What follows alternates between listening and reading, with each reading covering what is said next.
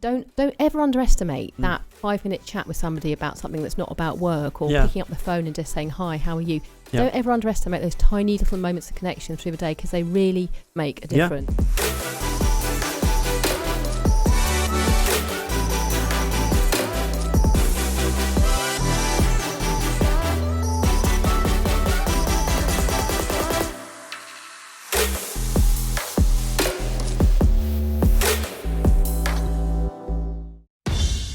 Let's face it, we all know the importance of a good, balanced nutrition diet, but the truth is it can get really challenging to get all the nutrients you need every single day when you're running a very busy lifestyle or even running your own business. And if you're anything like me, you probably don't want to resort to a multivitamin pill that is filled with chemicals, binders, and artificial ingredients.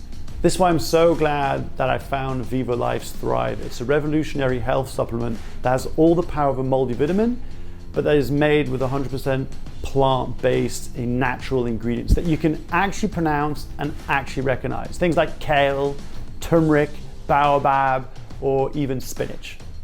It's been backed by over 50 independent studies and was actually formulated by a nutritionist. That's why each scoop holds the antioxidant equivalent of 10 servings of fruit and vegetables, along with 15 essential minerals and vitamins, including B12, vitamin D, and zinc. The truth is, you just never know what your day is going to be like. That's why I just make it really easy and simple for myself. I add a scoop in either some water, my shakes, or my tea. It's delicious, it's nutritious, and it gets me focused for the rest of the day, and my energy levels have never been better. And here's the best part in it all. Vivo Life are so confident in the quality of the product that they've took over 5 years to design, that if you're not satisfied after 30 days, they'll give you a full refund, no questions asked, and you can even keep the product. If you want to try Thrive for yourself, you can go over to www.vivolife.co.uk and use the promo code MARK to get 10% off your first order.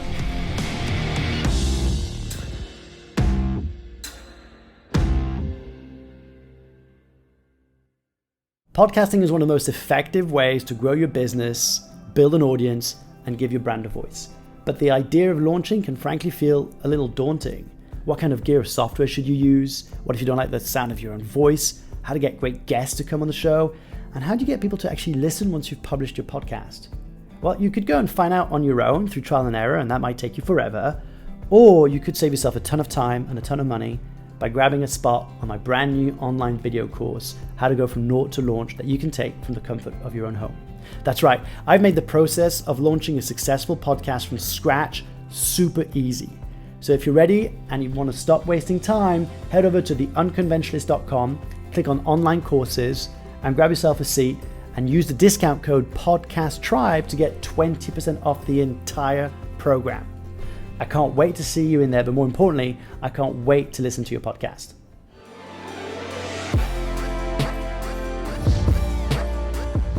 Hi, and welcome back to the Unconventionalists podcast. I'm your host, Mark Leruste, and this is a show about what it's really like to turn your message into a movement. I've got a really special guest today. We ended up connecting a thing over LinkedIn. We'll talk about that in a second. Jumped on the phone after 5 minutes, like, right, let's stop this conversation. Let's get you on the show, because I think it's going to be a really, really exciting conversation. Jo Carnegie is a journalist and an author, and we're going to talk about specifically loneliness in the workplace, mental health, and some juicy, juicy topics that she's been researching and preparing for, I believe, maybe a future project.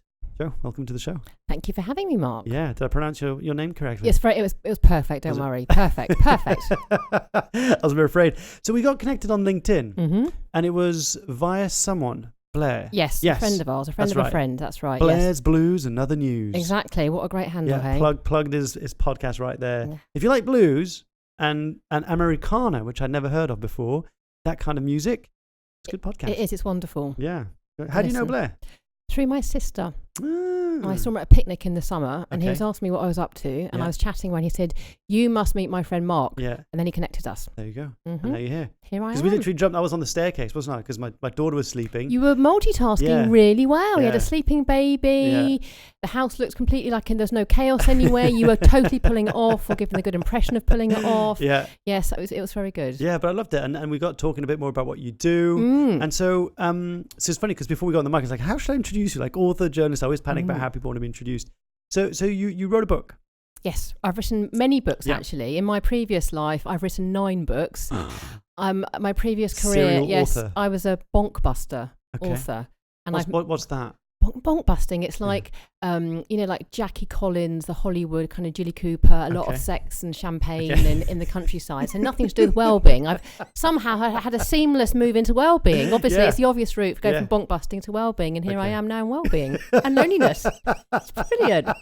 Obvious career move. You say that, but maybe your books help people feel a little less lonely. When they're at home and they're reading your books, and whether that's champagne and sassy moments. Totally. I think also because my books have always been full of humour. Okay. And now I work in loneliness, and people say, it must be really depressing. Actually, it's a really uplifting area to work in. And my whole thing is you've got to have fun with everything. Sure. And not to be trite about feeling lonely, but actually when laughter and humanity and humanness is so important. And so that's what I'm all about, the fun, the good vibes. 100%. Yeah. So you wrote 9 books. Yep. So how long does it take you to write a book now? Well, it used to take me about 6 months to write them. I know, but I've had kind of writer's block for about 4 years. Okay. And I've just realised actually recently that when I've been an author for 4 years, hasn't written a book for 4 years. It's like being a bus driver with no bus to drive.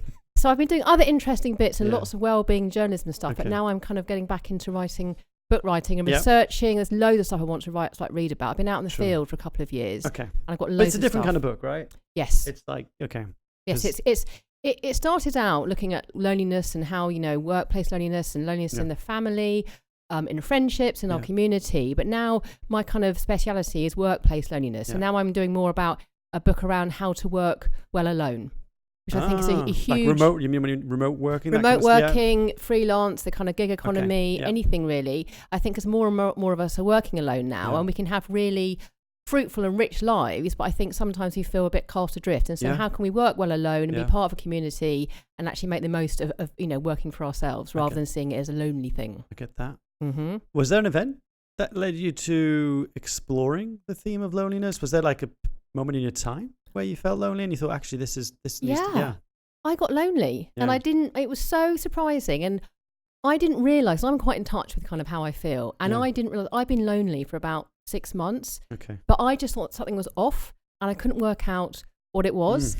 And I was living in Bristol at the time. And I think I'd moved there about 8 months previously. Okay. And I had my sister lived there and I had a couple of friends there.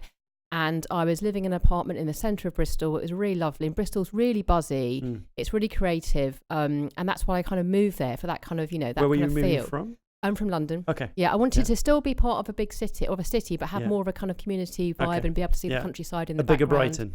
A bigger Brighton, a good coffee shop near me and just kind of like that kind of more chilled out vibe. So I obviously am a freelancer and I live by myself and I'm single.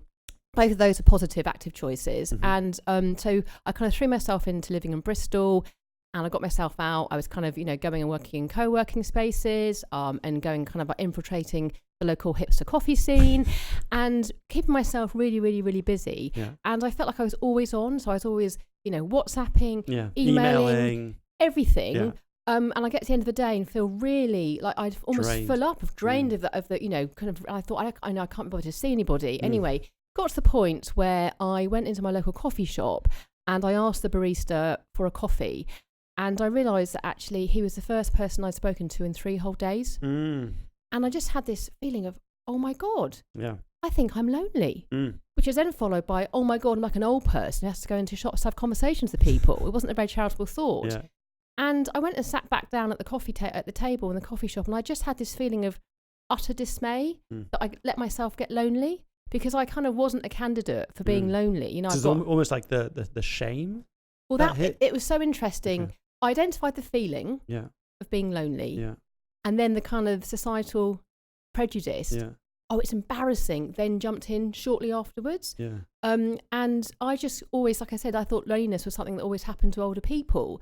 And I've got loads of, friends. I've got a really lovely family I'm close to. I'm really good and I've got a good career. True. I'm always on and busy. But I realised on the outside, it looks like you're busy, you're connected, you're doing stuff. Absolutely. Yeah. But I realised that actually I was pretty much spending in the week 90% of my time by myself or online. So I was emailing rather than speaking to people. full of WhatsApp groups of my friends rather than hanging out or speaking to them, watching Netflix in the evening rather than going to see somebody or go to the cinema with somebody. Texting instead of calling. Texting, banking online, don't go into shopping online. If I went into a shop, it would be my local Sainsbury's where they had the automated checkout, so no one there. I was working out online on YouTube to my favourite yoga teacher in America. So actually... So you didn't even need to leave your house? No. No, I didn't. And here I was with this nice, unless to get the coffee. To get the coffee. And I realised that on average, I was speaking in the week 7 words a day. Hi there. Black Americano, please. Thank you. And I think that the studies show that we speak anything between, I think it's like 10 and 20,000 words a day. And even by conservative estimate, if that is right, 7 words a day just isn't cutting the mustard. And I'm a talker, Mark. You can see I love it. I'm a talker. And also for me, it was not only the fact that I just wasn't seeing anybody or using, like I'd shut down one of my physical senses. I wasn't using my voice. And then you start to go inside yourself as well. And it's a vicious circle. It's a vicious circle. And then the more that it's like a daily erosion, the more time you spend by yourself. It's atrophy of that sense of being able to speak up. I think about people who, if you don't exercise, your muscle kind of, reduces, or I don't know what I think atrophy, I think that's the word. And the reason why I'm saying that is that I've got a friend, I won't name him out of respect to him, but he'll know who he is. And it's really interesting because he is that kind of character where he started his own business. He develops websites and that kind of stuff. And the more he spent time on his own, the more he spent time on his own. And the less he wanted to interact with the world, the less he felt it compelling to speak to other people, and just started to get the spiral out of control, almost like, I dread the idea of having to speak with the people now.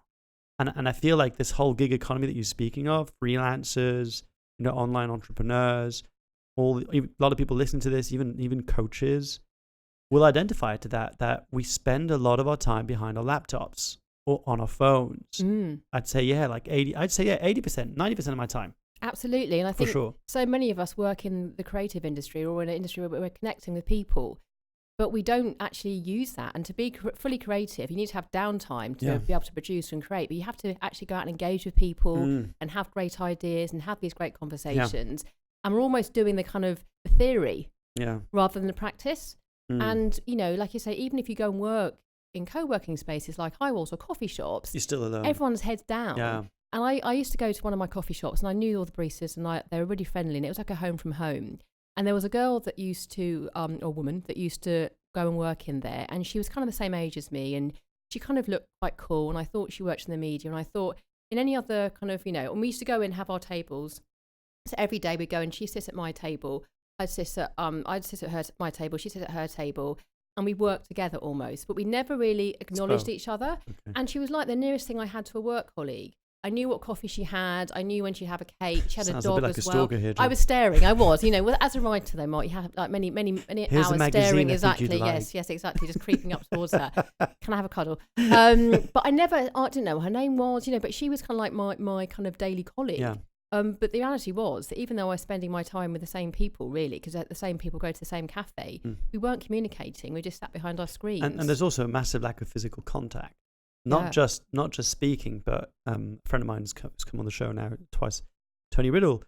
When he does events, and often he goes off and does these kind of events, he helps people connect in a physical and I guess emotional way, but really like staring at each other, and they do mirroring exercise with their hands. And it's because we no longer, it sounds weird, touch each other is not the word I'm trying to say, but do you know what I mean? There's no more physical contact. And you said as a joke, I want a hug.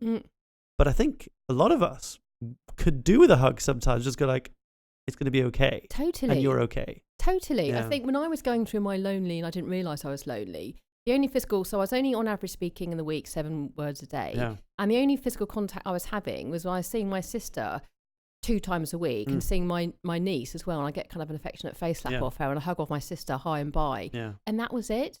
And we need, like I say, even if we don't have hugs of people, we need to be in the same proximity as people, even to smell people, to look at them, have the handshake, the touch of the arm, just to feel other bodies' warmth is what we need. Yeah, I don't know if I mentioned this on the phone, but when I was preparing a talk for a company around millennials in the workplace, there's a study I came across, and it felt crazy, and yet I could totally see what they were saying. They were basically saying that in the not so distant future, we will start getting recommendations by GPs and doctors and health practitioners to have in-person conversations and contact the same way that we have a 5 a day recommendation for fruit and veg. Yes. Do you know, that's so weird. That's actually a part of my book. It's called the new 5 a day. There you go. And it's how, are you engaging all your senses? Are you seeing people? Yeah, but it's happening. Are you touching people, but in a positive way, in non-predatory way, in a legal way? In a non-Weinstein kind exactly. of way. But that's the whole thing. And because they're so taken for granted, these little interactions or these senses, that we just overlook them the whole time. And there was a really interesting article out recently with, she's the ex-headmistress of St Paul's Girls' School in London, and she was saying that teenagers, especially teenage girls, they predominantly use sight now. That's the only sense they use because they're online visually consuming the whole time. And again, it's like the kind of speech, the touch, everything else is shut down, and sight has become our main visual sense that we use. We've almost become thumbs. And we're going to end up with this kind of massive and huge thumb disease. Like we all have overdeveloped. It's the new kind of going to the gym with these big, huge necks and shoulders. We're going to have massive thumbs like alien thumbs. Remember the film The Beach? Yes. There's a scene where I forgot the name of the guy on the island looks at Leonardo DiCaprio's hands, and because he's interested in the girl, I forgot her name now, and he looks at his hands. He goes, "Forget it. Look at your thumbs. You played too many video games." And that was about 15 years ago. Yes. I don't even know how long that was. Yeah. That was kind of. I could imagine now we're all walking around totally. like these. Yeah. And you hear about gym thumbs, and how people when your head's bent down the whole time that people say about sagging necks and jowls. Yeah. So from a But vanity point of view. But you see, here's the thing. So here's what I'm interested about. Because, again, I remember now when we were connected, why I wanted to get you in the studio. It's 100% aligned. And do you find yourself to be both aware of the theory and yet struggling to apply what you should be doing? Yes, sometimes that happens. I'm acutely aware of it looking around and just seeing how people unintentionally are isolating themselves. 100%. Even, like I say, in crowded areas or in work, which can almost be more confusing. Yeah. I could kind of work out almost why I was lonely because I was spending so much time by myself. When you're spending it with other people, that becomes, you're like, well, I shouldn't be lonely. But I am. I think one of the worst feelings you can have, or maybe not worst, but one of the hardest things is to feel lonely when you're surrounded. I've been there. I think a lot of people who've been there, it's like, whether that's at work with a group of friends, and suddenly you're around people. So I guess one of the questions is, how can people be surrounded with people and find themselves lonely, and what can they do about it? Yeah, I think that's why I'm so interested in the workplace loneliness, because, most of us spend most of our time at work. And, we're big on well-being now in the workplace, but we don't really look that much at loneliness still. Yeah. And I think that we think it's almost a quality rather than quantity, a quantity rather than quality thing. It's a numbers game. If I'm surrounded by people, therefore, surely I won't be lonely. But the fact is that we can be with people all day and not really engage or connect. We could sit opposite our colleague and never speak to them, just email them or WhatsApp them. And so I think, it's just that reality of just looking really at the basic fundamentals, getting out from behind your screen, going to talk to people rather than emailing them. I mean, obviously tech plays a huge part, in how we feel today, and how, I also call it extreme disconnection. You might not be lonely, but you're really extremely disconnected from people on a daily basis. And tech has a really positive huge role in making us feel more connected. It's not demonizing as other things at work and why someone might feel lonely. But I think really at work, it's about looking at how much agency we give to tech every day, how much we default to tech. Sometimes it is because it's really easy and convenient and it actually improves our lives. But what if actually you're just defaulting to it because you can, at the risk of missing out on a small social interaction? Actually, when you add them all up, have a huge effect on your general well-being at work and how you feel about yourself on a day-to-day basis. It actually reminds me of a quote, Brené Brown, I've mentioned this quote before in the show, and she talks about social media. She says, it's a bit like fire. It can cook my food or it can burn my barn down. And I think technology can have that. I think technology can be great and amazing at getting us together. But I think it's also one of those things where, help use technology to get you somewhere, but then put technology aside. There's almost like, okay, we need some reminders on our calendars and, hey, Slack, whatever you're using in the company these days. But then once you get to the meeting, like, for example, when we're having this conversation, I think one of the reasons why I love having these conversations with people such as yourself and guests is that I'm fully present, fully connected, because I don't have my phone.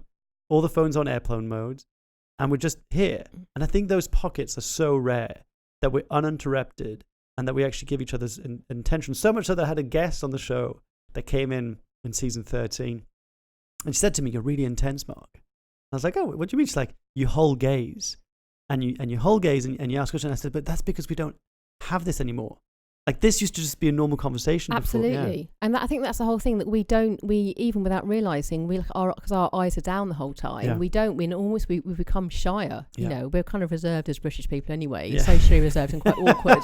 At best of strangers, times. exactly. But we've become even more because it's eyes down now. Yeah. And even, like the phone, it's like a kind of giant adult pacifier.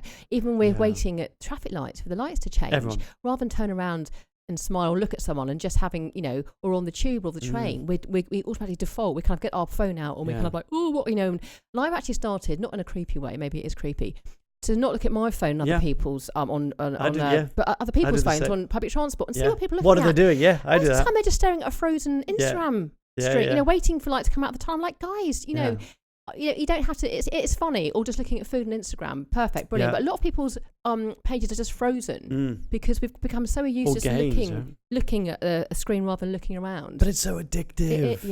I mean, look, I'm deep in the trenches. The same as you in this topic. And I told you there's a book I'm reading at the moment called Unplugged Parenting by Dr. Elizabeth. I'll put it in the show notes.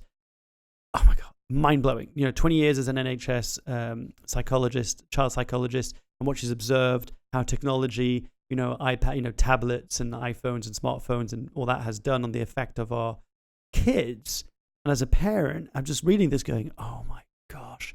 And yet I find myself like, while I'm feeding, is that even a thing? I'm getting dinner to my daughter. I'll catch myself as soon as I've got a glimpse of a moment on my phone. And there's one of the last things I'll say on this is, I read this article about social media addiction and technology addiction. People go to centers, and one of the first things they learn is how to be bored again. It's not about how to not be on your phone. It's about how are we okay with boredom. Yep, absolutely. And I actually came across my old teenage diary from when I was 16, so 1992. Okay. And I found it recently.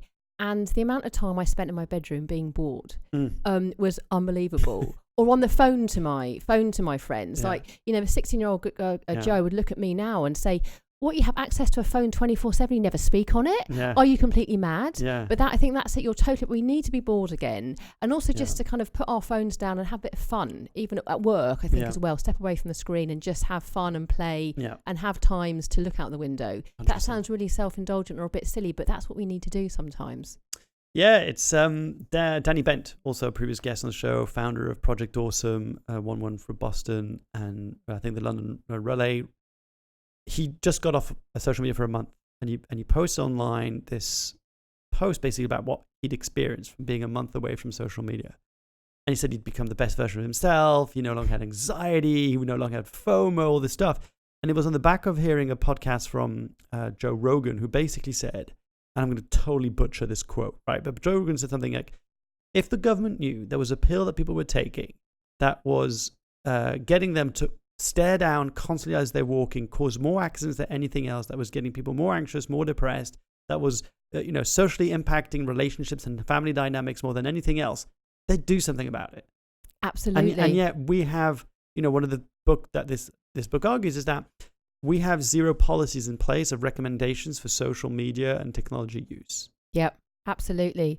And I think it is. I think also with social media, though, it really is the way that you use it. So, do you go on to actively engage with people and to join groups on Facebook, to learn to follow inspirational Instagram feeds, or do you go on to kind of, compare and despair, the kind of passive? Yeah. Because it's like anything in life, isn't it? Too much of a good thing. It's just how we use it, really. I remember speaking to a guy a couple of months ago, and I was complaining about my phone and how it's a distraction. And he went to me, the phone, there's no problem with the phone. The phone is nothing. He said, you're a distraction. That phone, your phone is just lying there. It's just sitting there. It's nothing at the moment. It's just a dead object until you pick it up and you engage with it. And that for me is really powerful. Yeah. He went, you're the problem. Your phone isn't the distraction. You're the distraction. Yeah. Well, I would say yes and I would argue the fact that that's like telling an alcoholic there's a bottle in the room and the bottle's nothing. It's just you are the problem. So I get that. Yeah. I agree with you. And I also think that we have a lot of willpower problems as humans. We are like any human conditioned to try and minimize energy consumption, seek pleasure and avoid pain. And we're going to do anything we can to hack that. And if our hippocampus can record a shorter pathway to pleasure, it'll want to repeat that over and over again, even if our senses get less and less reactive. And so one of my clients I was working with, right, I got him to do the screen time on his iPhone. And I said, okay, how many hours are you spending on screen time on average? And he looked at it and he was like 6 hours, right? 4.5, I think it was between 4.5 and 6 hours, something like that. I said, okay, let's break that down now. How many hours is that a month? How many hours is that a year? And when he looked it down, he was like, oh my God, that's 2.5 months of my life, a year that I spend on my phone. Do you know how crazy that is? And so one of the systems we came in place was come up with a box that when he comes home, he puts the phone in his box and there's a label on it that says, why do you need me? If you're going to your phone, be intentional. Is it because I need to make a phone call or am I just numbing? I was talking about physio again. I just want to share this. I was talking about physio yesterday and she was talking about how much she's using her social media, like her phone. I was like, oh, well, why are you using it? It's like, oh, it's not my fault. It's my boyfriend who, when he's on his phone, I then go on my phone and was like, that's a bullshit excuse. Blame someone else. Blame someone else. But it's, just to come back to your comment about, I get that. I agree with you that, of course, it's our relationship to that phone. But it's so tempting. It is. Like I say, I'm not the kind of oracle on phone. I still use my phone. I'm like a nervous twitcher on it sometimes looking. That's the whole thing. But it's how do we train ourselves out of it? And, how do we train ourselves out of it to turn and have interaction with a human being next to us rather than one that's online 1,000 miles away we're never going to meet. It's just that kind of, rather than defaulting to tech the whole time, let's come a bit more back to humans. And also when we communicate online, so this is when we communicated, actually, when we kind of were messaging first, you and I are both quite effusive people. We're kind of, hello, how are you? That's great, and quite friendly and animated. I think though that when we do communicate online so much that we kind of end up losing our nicety. I heard it described really well as we become more flattened presences online. You mean like the way that we communicate? Yes. So give me an example. What would you say in real life, and then how would that translate to a more flattened version? Hey Mark, version? How are you? Love the shoes. How's it going? Down to business. But obviously when you're communicating online, you don't know that you can't see that person in front of you. You might say, hi, how are you? And not even use someone's name. And we kind of, because we communicate online so much now, especially at work, we're always emailing. It's quick. Because we think email is quicker. And in many ways it is quicker, but in other ways it's actually quicker to pick up the phone and talk to somebody or go and see them rather than wait for an answer for like 4 days or something. And so I think we've kind of lost our humanity and personality online. A lot of people actually don't like communicating online. It's like people that are brilliant in real life but don't really like speaking on the phone. So a lot of us, if you have dyslexia or anything like that as well, that writing might be harder for you than other people. But we all default now to this way of communicating when actually in reality it doesn't suit some of us, and we can end up, someone can send us a really thoughtful and considered email. I could be walking up here to meet you for this podcast on my phone looking on the street, and I just have a quick, fire off a quick email reply in the middle of Camden High Street and not really think about it, and forgot to put, just even like sign off with my name or something. Someone getting that back might think, oh, Jo's a been a bit frosty, or she doesn't really care, or she doesn't sound very friendly. Do you know what also think that people almost, it's normal because it's on the go. Like, that signature that says, apologies for any typos, I'm sending this on the go. Yes. So it's almost like becoming normal. That people kind of like, it's a one sentence, yes, 2 words, because now you have automated answers. Have you seen this? Yes, I haven't used that. Yeah, yet. I have. I haven't actually used them, but it's predictive text. So like on Google now, when I type in my emails, it will predict the text that I want to have, right? Or even and on LinkedIn, I get messages quite a lot on LinkedIn, it will automatically say, yes, thank you, or no, not interested, or like a thumbs up as an emoji. Thumbs up. I use thumbs up quite a lot. Talk about the 7 words that you speak in a day. Now you don't even need to speak a day. You don't even need to type anymore. You just click. Totally, yes. Have your favourite 7 emojis, and that's all you need. That's all you need in life to get on with people. It's fine. Yeah. I think it's like looking at how we communicate and always thinking, do we always have to email? Can we just actually pick up the phone and speak to someone? Yeah. Even having that tiny moment of, hi Mark, love your shoes. How's it going? How was your weekend? Fine, let's get down to work. Makes such a difference to people. It really does. Well, it's interesting you say that, because I speak every week with my ops guy, King of the Ops, Roddy McGee, big up. We speak once a week, and we both kind of work remotely. And so once a week, we always spend at least, I'd say, a good half hour just checking in. And we intentionally designed this because we tried different ways of just going straight into business, or just one quick sentence, 5 minutes. and sometimes we've done too much, like an hour of just chit chat, and then we ended up completely overrunning on our calls. But I found that if we rush into the agenda, rush into the particles of the call, there's a certain quality that's missed in the relationship, and being able to speak with them like, hey, how you doing? What are you struggling with, or what's on your mind? What are the success? Seeing where he's coming from. Yeah. For both of us. Totally. Both Absolutely. of us. I've got a question relating back to your point about people don't like communicating online. Do you think that's specific to extroverts versus introverts? Do you think there's introverts or people who would associate themselves on the line of introvert? Is it introvert? Extrovert? Yeah. Do you think some people actually, I'd much rather send an email or a text message. The idea of picking up the phone is terrifying.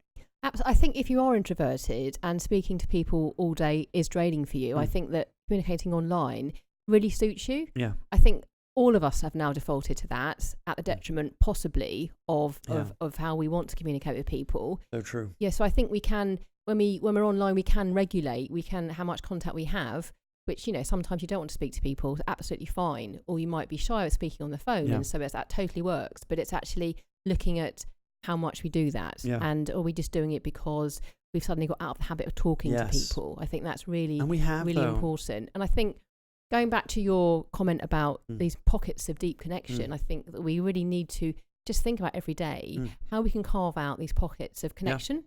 It doesn't have to be deep and meaningful. It can just be having a laugh with somebody, or just taking 5 minutes out to chat about the weather, or look into people's eyes and sit opposite somebody and just have that, rather than just be heads down and get on with it. And we're down to business, because ultimately we are people first and workers second. We're not machines. Yeah. And we're social creatures. We're social. The irony is that actually some chatbots now are actually friendlier than we are online. They kind of have the social niceties that we've done away with. So I think. Hi, Joe. How can I help you today? Oh, I like your shoes. Yeah, exactly. So I think it's just about getting back to there's fundamental things that we have that we need, that we are naturally social creatures, and we just need to don't ever underestimate that 5-minute chat with somebody about something that's not about work, or picking up the phone and just saying, hi, how are you? Don't ever underestimate those tiny little moments of connection through the day, because they really make a difference. 100%. And I think sometimes when I catch myself, I try and call friends. I'm definitely part of my group of friends. I'm the guy who usually calls others. Like my brother would never really call me. My best mate very rarely calls me, but I will call them. And I find that because I used to work at Movember 4 years as country manager, and it was really interesting to see the different ways that women and men communicate between their peer groups and their support networks. And it was a much more, like, doing the different studies and research we're looking into, it came across as that women in peer groups were much more agile and able and comfortable to call their friends or speak to their friends about their days or problems or whatever. And for men, it was a much bigger challenge. Like, it wasn't a reflex for a guy to call a guy friend and go, hey, I've had a tough day, I've had a tough day, or what have you. And hopefully this is changing a bit. I mean, I'm really hoping that these kind of conversations that we're having is kind of changing a bit that kind of dial. Absolutely. Yeah. I think, do you think, so do you communicate with your male friends more like via WhatsApp, for example? Yeah, voice message. It's like the thing now is, because I don't even have time to write anymore, we just send each other voice messages. So just a one-way communication? No, well, it'll be a two ways, but we'll have a whole conversation with voice message. Does that make sense? Yeah. I'll send out a voice note, right? To, like, let's say, I don't know, Matt or Thomas or Dennis, whatever. And I'll be like, hey, mate, how's it going? Just a quick catch up. It would be great to catch up at some point. Hope you're well. Hope you had a great holiday. Let me know how things. It's like instant voice messages. Does that make sense? I have friends that do that as well. It was almost back in the day when we used to leave voice message on your, what do you call them, like on the phone? Answering machine. Yeah, that's right. Yeah. Just like having an interactive, live answering machine conversation. Yes, no. Because I've got a theory about this. I wrote a piece about it a couple of years ago, that I think that WhatsApp, and you can disagree with me if you see what you think. Yeah. So I think that WhatsApp, I think there's a real gender thing here with WhatsApp. Okay. That WhatsApp can be really fun, and it's great for short exchanges, for exchanging information. It's quite functional. Meet you down the pub at so-and-so or whatever. But we all do that now. I'm in so many WhatsApp groups with my female friends. But I think females generally need more conversation. That isn't just an exchange of information. Yeah. And I think that we've all defaulted to that now, and sometimes we just need to have a quick, or funny emoji or whatever, or just part share of the group. videos like a silly bit. Totally. But I feel that we've kind of put ourselves on this kind of conversational diet. Maybe it's not just women, but men as well. But I feel that we've kind of got out of the habit of having longer conversations. And we're in the way that we communicate now on WhatsApp. It's fun but it's functional. Yeah. And I think maybe that suits the way that men communicate more sometimes than women. Yeah, and well, it's interesting because I'll think about a friend in particular who will send me like he's having dating problems, right? So he'll send me a question like, "What do you think of this?" Or "Am I being oversensitive?" Or "Am I being whatever?"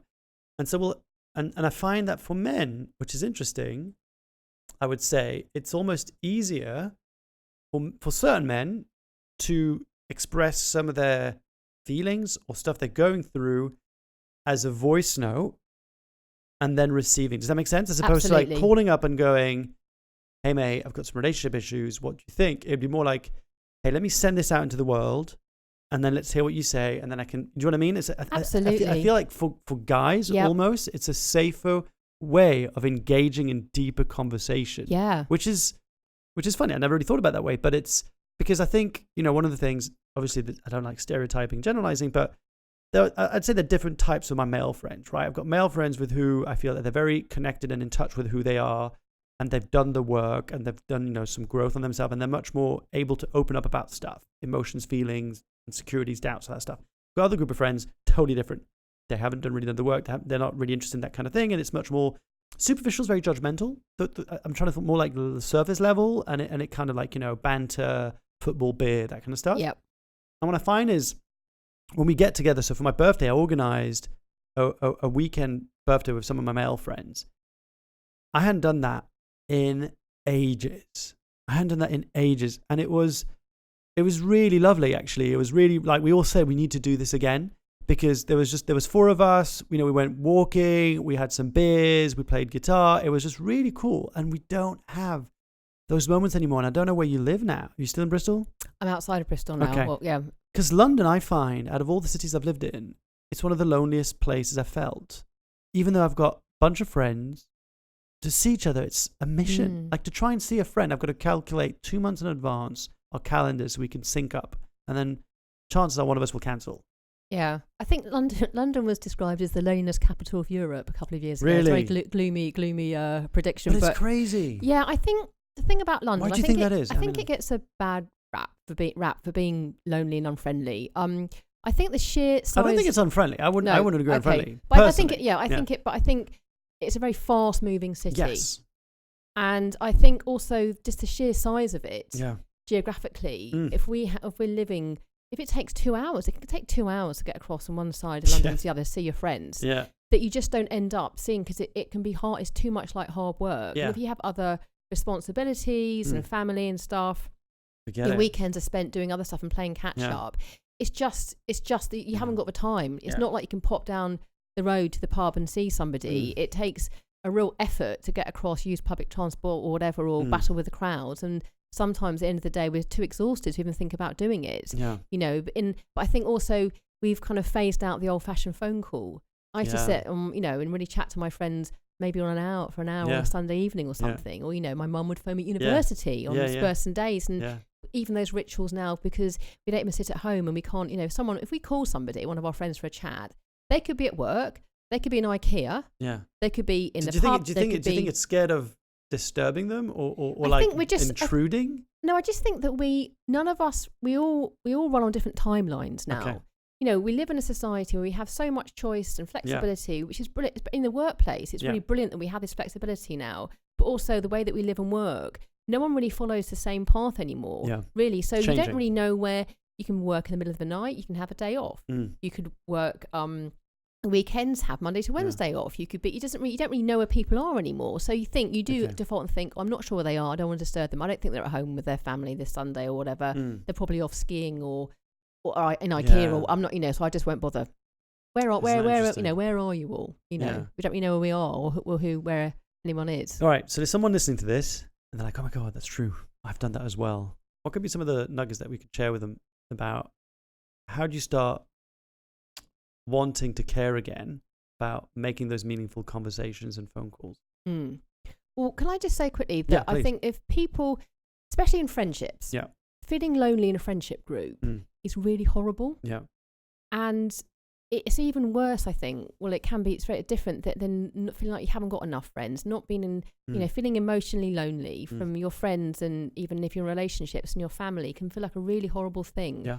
But I think the way that modern society is set up now, it's completely natural to feel lonely. So the first thing I want to say to people that are feeling lonely and are feeling a bit ashamed or embarrassed about it, as I was, because I thought I've got no reason to be lonely, know that it's normal, and actually it's totally normal to feel like this. And even though you have all the right people in your life, if you're not connecting with them on a certain level, then you are going to feel lonely. And the chances are, if you feel lonely, others are as well. So I think, you can have that conversation where you reach out to people. I remember when I admitted, I said, the language around loneliness as well, we need to kind of really think about how we describe us as suffering from loneliness as though it's some kind of awful kind of social disease and it's an epidemic, and it's not. Something's wrong with you. Yeah, something's wrong and you're suffering, and I'm admitting, like I'm a serial killer. I'm admitting that I'm lonely. Are you serious? Yeah, maybe I am. My other job. What happened to that girl at the coffee shop? Yes, well, she's now gone to a place far away.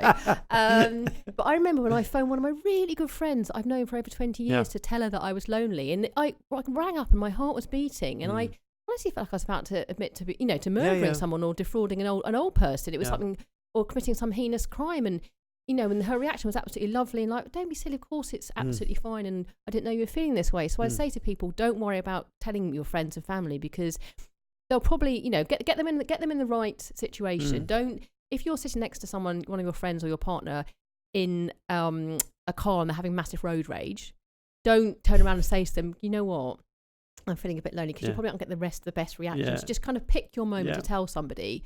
Or even if you don't have to use the word lonely, because it's still very loaded, you can just say, I'm kind of feeling like I'm not having that much contact at the moment, social contact. I'd like to kind of reach out more, and could we make some plans to meet up?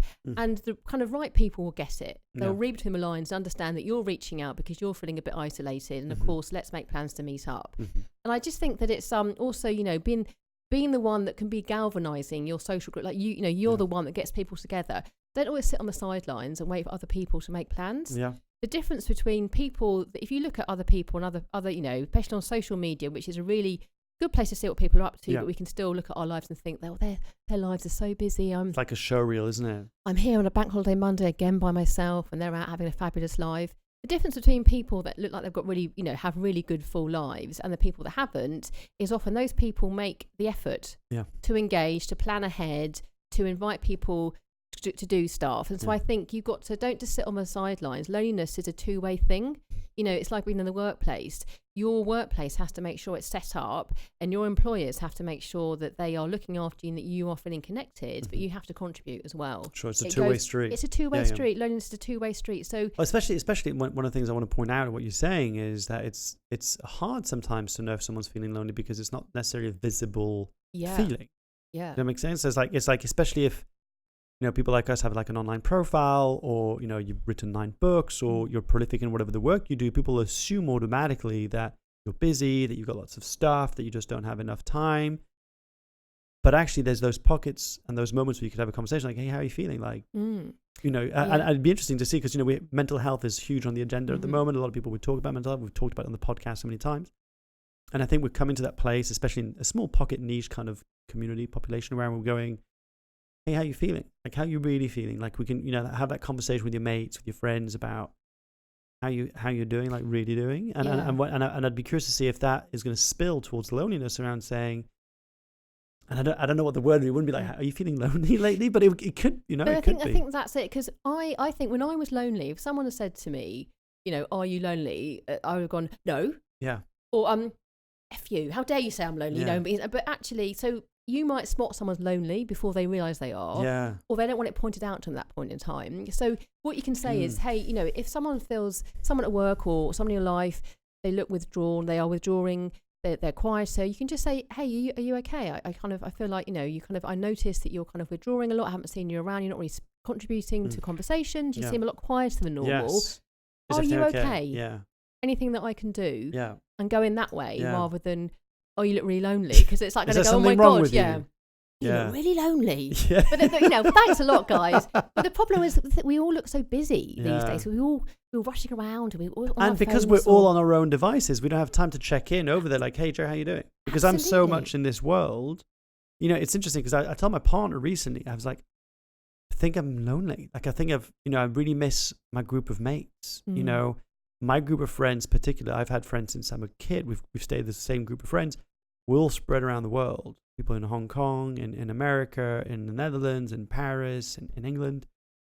And I miss my core group of mates. And it felt really weird to say that to my partner. And she was like, oh, yeah, but, you should make an effort to meet up with friends here and make new groups of friends. And it does feel like an effort. It does feel like an effort. But it was that realization that I feel lonely. I don't have enough human interactions with genuine friends who I would be happy to have these kind of conversations with, for hours or whatever. And I wonder what can people, because we're coming to the end of the interview that went by so fast.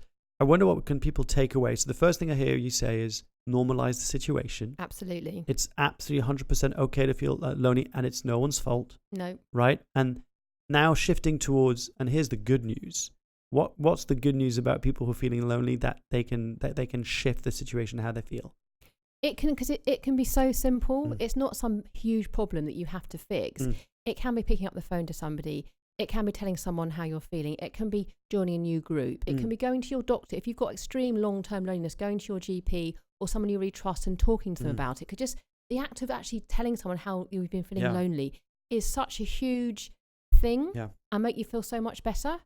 And actually just starting to have a conversation. Guys, if you start a new WhatsApp group, but don't just stay on it chatting, make plans to meet up. Yes. And don't ever assume that other people are busier than you. Because I know I phone people at the weekends, and on last Bank Holiday Monday, I phoned a couple of friends and everyone picked up. Oh, Joe, it's so nice to hear from you. And I said, well, I wasn't sure if you'd be busy. No, I'm not. We're not doing anything. Or I'm just sitting here at home. And I was. And don't just always assume other people are busier than you, because it's probably not the case at all. And I think we've got into that stage now where we just assume that the world looks so busy, and we believe that it is, and half the time it's not. We are unintentionally isolating ourselves, and we don't need to.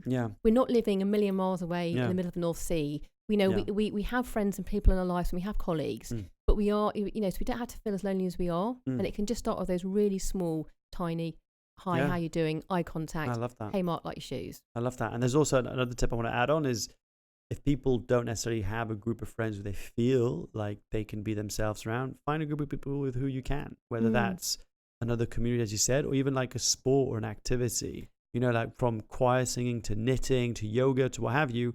I feel like, his one of the last examples I want to share is, I was started going to this kind of community workout group thing. And I'm quite like you, I'm quite a chatty kind of bloke. And so, not that you're a chatty kind of bloke, but you're chatty as well, right? But so I was in the changing rooms, and I would come back from, and I'd be like, ooh, that was a tough one, wasn't it? And I'd start engaging with some people. And I remember someone saying, oh, man, everyone's been so cold and not friendly in this gym. Like, you're the first person I talked to.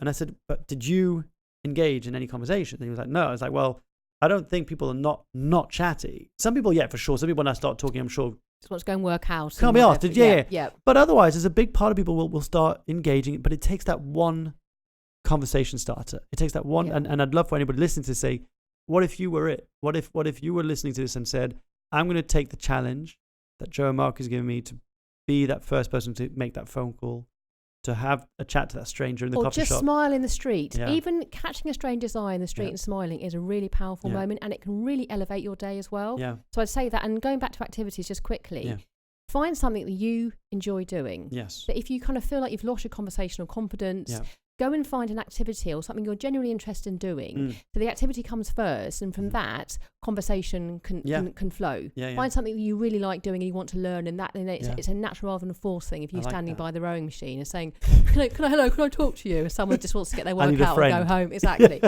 Yeah. Love it. Joe, it's been an absolute pleasure, genuine pleasure. I'm so glad I got you in the show. And before I leave you with the last few questions, I want to acknowledge you for doing this work, because it's so needed. I know there was a Ministry of Loneliness that was set up in the UK, and it just feels like the conversation we're having is really topical.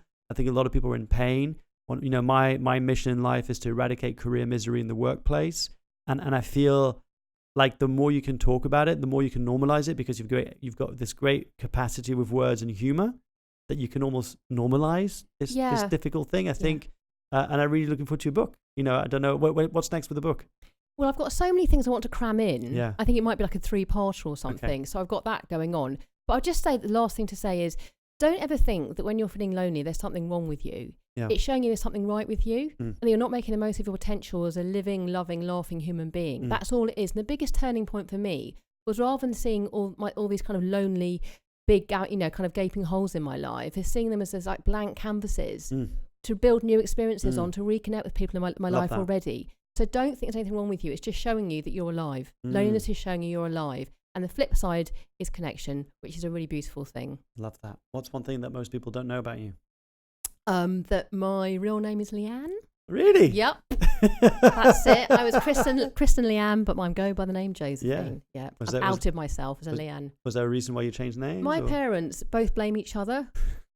Apparently, someone spelled it wrong on the birth certificate. They're both, and 44 years later, they're still blaming each other. Yeah. And there's a mystery. I've never been called it. Okay. Yeah. Love that.